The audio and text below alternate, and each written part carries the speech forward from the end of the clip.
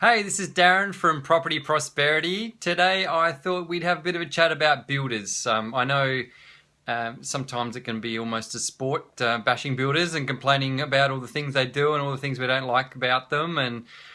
But I suppose after, I've built hundreds of houses for clients with heaps and heaps of different builders. And so I thought today I would just, not necessarily make an apology, but maybe let people know about the bit of the background behind why it's so difficult being a builder and why, if you get on Google and you try and work out, looking at various builders, there's always going to be someone out there with a bad thing to say about a particular builder. And some of these builders are really awesome builders. But it's just, at the end of the day, it's pretty hard running a building company. So I thought I'd just take you through what's involved in running a building company, and hopefully you can understand how difficult it can be. And hopefully that means when you find a builder, you go a bit easier on them and just accept, everything's not always going to be perfect and there's some things that you can't predict from the start. So first thing to understand about builders is that, they don't necessarily know everything up front. And so a lot of people just assume that when they're talking to a builder, they should be able to tell them everything up front and it should be all fixed price and it should be guaranteed. And that's what clients want to hear, and that's what builders want to give clients. And so they're inclined to market in a way that they say fixed price guaranteed. In reality, though, it can't be fixed price guarantee. You don't really even know. I've got clients that have come to me in the past where, they haven't even bought a block of land yet, and they've talked to the builder, and the builder's saying we can fix the price and it's guaranteed. But if you haven't bought a block of land yet, you don't know what block of land you're building on. If you're building on a block of land which is hanging off the side of a cliff, how are you going to know what the cost of that's going to be relative to a block of land which is a flat block of land, down by the sea? There's so many variations with building, and land is just one of those things. On top of that, you got the council requirements, you got bushfire ratings, you get wind ratings, you get a whole pile of different things. Energy efficiency ratings. Hey Melissa, thanks for joining. All these different things which can add to the complexity of trying to build a house. And basically what people want to do, they want to walk into a display home, talk to a sales guy, sorry I bumped that, talk to a sales guy for about 30 seconds and then get the sales guy to give them a fixed price on what the house is going to cost to build. So, in reality, there's just no way they can do that. Without a whole pile of information and doing a lot of research, they can't really give that sort of fixed price. So first thing we need to know is things that are a major variation where a lot of people have complaints about is the footings of the house. So the footings is what people call the concrete slab, or when they see them dig out all these trenches and pour the concrete down, they have that flat pile of concrete they build on top of. So when that's actually designed by an engineer. So an engineer doesn't even know how they're going to design that until they do a contour plan. So the contour plan is like the levels of the blocks. They know how all the ups and downs all over the block.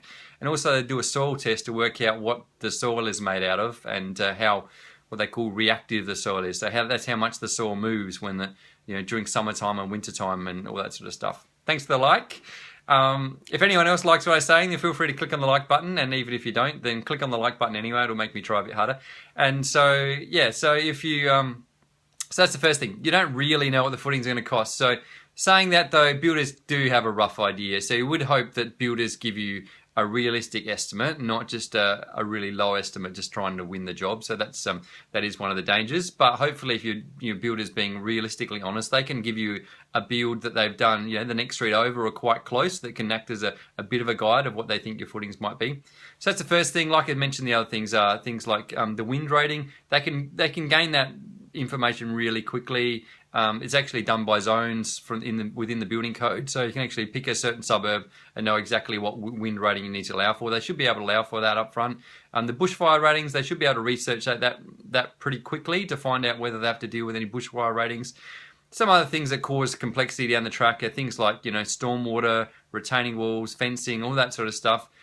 To be honest, they're not going to know a lot of that stuff until the engineer does the engineering report, because the engineering report is going to do, as well as the site and drainage plan showing where the water is going to be flowing to. It also does the retaining walls, the levels of the block, whether they have to raise the house up or lower the house down. They're going to need to work that out before they can do the footings report and all that sort of stuff. So understand, and within the first 10 minutes of meeting a sales guy, he can't give you a fixed price guaranteed because he doesn't know. And even once you've bought the block of land, no one really knows until that you've done the contour plan from the from the surveyor, and you've got someone go out and do a soil test, and the engineer designs the footing plan. So, and then they can design whether you need any retaining walls. They can do the site and drainage plan, which is going to show where the water's going to go, and that can then decide whether you need any tanks and pumps and all that sort of stuff to try and pump the water around the block and all these other things.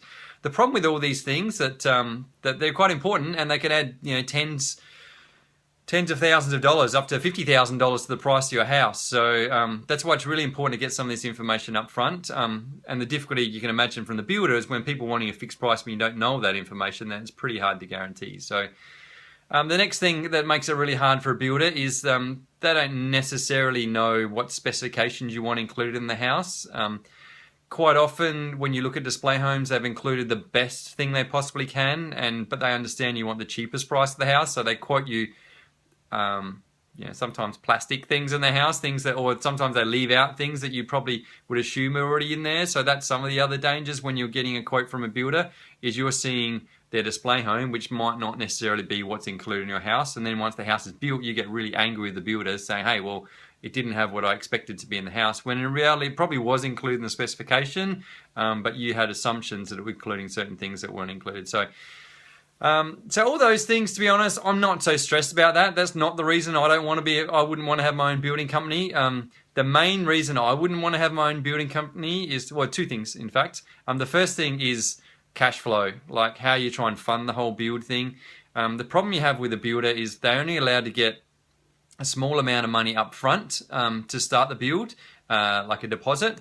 Sometimes that can be $5,000 or $10,000. Generally less than 5% of the purchase price, which is, that's only covering the cost of, like I mentioned, the engineering plans. That they do full working drawings, they do council approvals, any other specifications they need to get done. So that's what that amount's covering. So that doesn't go into their pocket. They don't use that to go toward any profit as far as they're concerned. So imagine they've met someone at a display home, the sales guys talk to them, they've played around with some plans, they've gone backwards and forwards, you've signed up to build with them, they've done all the full working drawings, they've done the engineering, they've done the council approvals, they've done all the the electrical plan, the plumbing plan, all these, you've done all your selections, done all these really detailed things which have taken hours, tens of hours, probably hundreds of hours of the builder's time up, and you haven't actually paid them any money at all.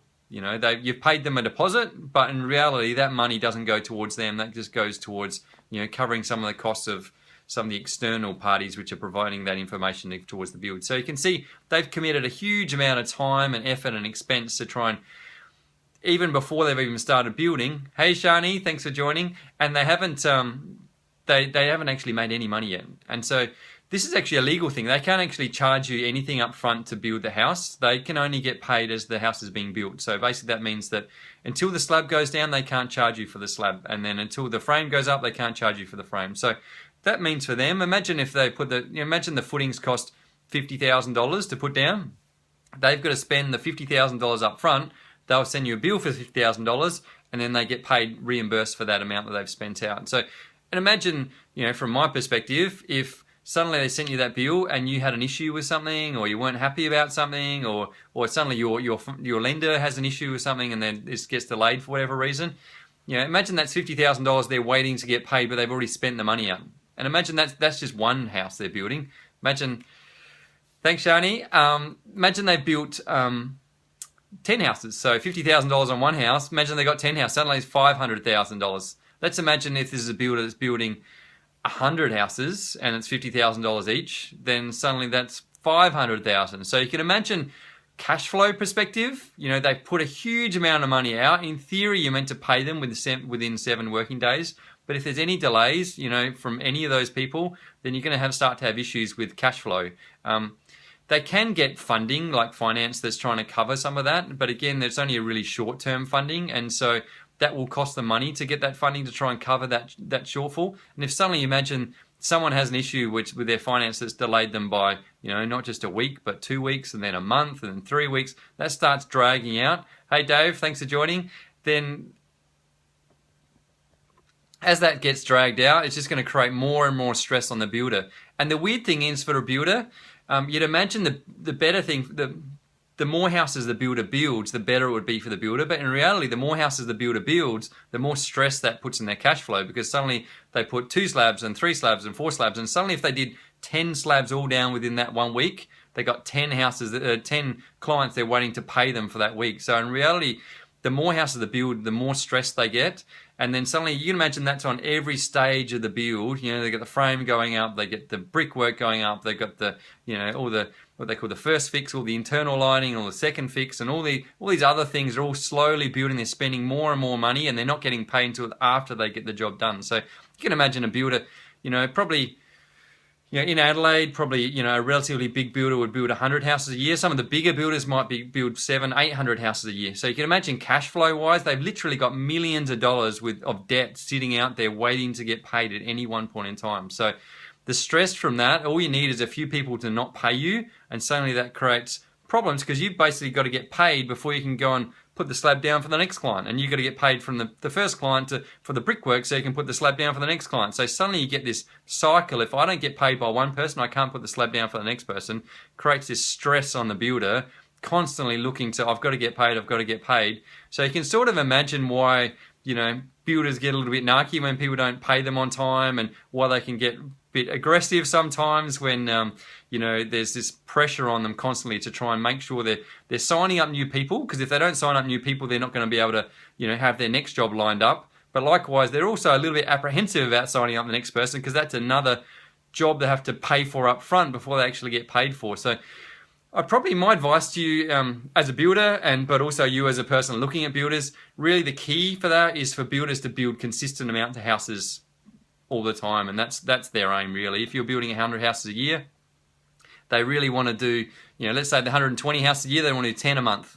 And then they know they got, you know, in theory, the money comes in for one lot and then it goes out for the next lot, in for the next lot, in for the out. So they can just keep their cash flow going. The problem comes for a builder if suddenly 1 week they're doing 100 houses, you know, one time they're doing 100 houses per year, and suddenly doing 100, 200 houses the following year. So that suddenly means not just their cash flow gets blown out, but suddenly all their staffing levels get blown out. They have to find new tradies, new contractors. They got new suppliers to try and cover all that sort of cost. So it just creates this massive tension. And really, if you know, you don't really want to be building lots of houses. And the other issue is suddenly if they're building 100 houses one year and suddenly they go down to 50 houses the next year, they've got all this staff, they build up all this system ready for 100 houses, suddenly it goes down to 50, they can't just sack everybody and say, okay, well, we can't employ you for this next 12 months because we only got 50, because it might build up again for the next 12 months. So it creates this tension on cash flow that's just, you know, that's why quite often you'll see, you know, builders going broke all the time. Well, not quite often, but occasionally you will see, particularly when the market gets tight, is because they're trying to create that consistency. And if something happens which is beyond their control, where the market just turns or for whatever reason finances change, it creates this stress on their business, which might not have anything to do with them as a business or the way they run their business, but cash flows just stretch them so tight they can't stretch any further. And then all they need is their bank to say, no, we're not going to fund you to try and cover that shortfall. And then they're stuck. You know, and then they end up, you know, trying to delay your build as long as they can, because they can't afford to put the next stage down before they can do the next stage. And then that's when you get angry. They started delaying the build, and you're like, why haven't they built my house? They're meant to get it done in, you know, 18 weeks or whatever it's supposed to be. And then it creates this constant stress and tension. And before you know it, you're onto Facebook telling all your friends, worst build ever. They took, you know, 12 months to build my house. I'm sitting around here waiting, blah, blah, blah. And so before you know it, they're getting a really bad reputation when it might not be anything related to the builder themselves. It might have just been a cash flow squeeze. The danger of all this stuff is the builder, you know, even if the builder gets through all this massive stress of trying to work out how they can manage all their finances and their cash flow, trying to get to the end when they can get the house finally finished off, you know, they can do, there's thousands of things, you know, probably hundreds, tens of thousands of things probably involved in building a house. You know, you look at all the different materials, but all the different tradies they're trying to juggle and manage and through the whole process. All they have to do is get one thing of those things wrong, and it could be something ridiculously small, and it's something you'll remember for the rest of the time, and then you'll tell all your friends about it. It might have been something really small, like, you know, in the bathroom, you asked for a chrome little drain pipe in there, and then they put a plastic one in there. You know, and they might have said to you, hey, well, in the quote, it included plastic one. We told you it was plastic one. We all agreed it was plastic one. And you might go, no. We had this conversation. We said we're going to put a chrome one in there. You agreed it was going to be in there. I'm sure it was going to be in. And before you know it, you're arguing over this chrome little drain. And then The builder's like, no, no, no, no, no, it's written here in the contract, you're yes, yes, yes. And then before you know it, the builder's done 10,000 other things perfect. He's managed to scrape through all his bills, trying to get it all done, organise all his trades. Everything was unbelievable, except for this little crone drain. You know, the question for them is, do they go back and just fix it, just to deal with it? The problem is they might have 100 other builds with similar sort of little tiny things, and that's what happens over time when builders can get a bit narky, and if they've been doing it for too long, they just get to the point where they just had enough, and they're like, nah, we've got in the contract, says plastic one, you've agreed, you've signed off. Too bad. I don't care if it's, you know, whether you want that or not. It's too much effort. We're gonna have to rip out all the pipes. We're gonna have to waterproof all the plumbing in the bathroom. It's going to cost me $10,000 to fix it now. You know, you're just going to have to deal with the plastic thing, because as far as we're concerned, we've done everything right. And in theory, they have done everything right. It's probably all been documented. It's probably, if they went to court, they would probably be in the right. But as far as you're concerned, you don't want this dodgy little plastic drain pipe sitting in your bathroom, and you've spent, you know, $20,000 on these porcelain tiles that look amazing. And so before you know it, all your friends come over your house. They go, oh man, what happened with the plastic drain pipe? You suddenly start getting on, you know, some forum or YouTube or Facebook, just starting to tell all your friends, hey, they didn't even come back and fix the drain pipe when it was all wrong, you know.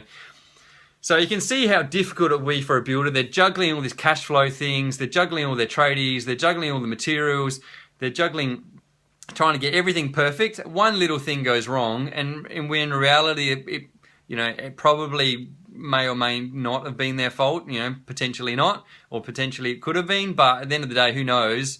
But theoretically, they're in the right, because they could go to court and argue they're in the right, but at the end of the day, because you're unhappy, they're in the wrong. And you're going to tell all your friends they're unhappy, and before you know it, they've got posts on Facebook saying, don't go to this guy, dodgy builder, you know, wouldn't even fix my drain pipe. So you can see how difficult it would be being a builder, and hopefully that's made sense to you guys why I wouldn't want to be a builder. And that's why, even though I'm out there helping clients shop around between builders and help them negotiate with builders, I do that with the perspective I understand how difficult it is to be a builder, and I'm working with the client to try and get the client the best deal, but I'm working with the client just to make sure their expectations are really clear up front, and also making sure that we get all the information up front from the builder to know exactly what they're going to include and what they're not going to include. So there's not little surprises down the track that they're not including certain things. So when I go out talking to a builder, I know what the specifications are. I know what they include. I know whether they've got the chrome little drain in the bathroom or not. And so I've quoted my houses to a certain specification. We're not going to get surprised down the track that we're going to have plastic little things in the house and we get caught out. So hopefully you guys feel a bit sorry for the builders. You know, maybe you don't, but hopefully you understand some of the complexity associated with being a builder and why it is a bit hard. So if you've liked what I said, if you're a builder, you're probably clicking like 100 times because you probably understand the pain. If you're not a builder, you're probably clicking the big mean face because you probably hate builders anyway. But if you're not either of those people, then you might want to click like, and hopefully you've got some interesting knowledge out of this little rant. And then if you haven't liked it, then still click on the like button. I'll try a bit harder for next time. If you would like me to talk about something next time, then click on the little comment button. I'm happy to talk about something else you'd like to talk about, whether it's related to building or developing or investing or buying property or selling property. I can, because I do heaps of stuff, I'm happy to have a chat about whatever you want to talk about. So, and if you have someone who might be struggling with this situation now, they're arguing with the builder, then maybe you want to click on the share button, and then maybe they'll see it from the perspective of the builder. They probably still don't care, but at least they'll have a bit more patience with them, hopefully. So thanks guys for joining, and hopefully you found it useful, and I look forward to joining with you again soon. Bye.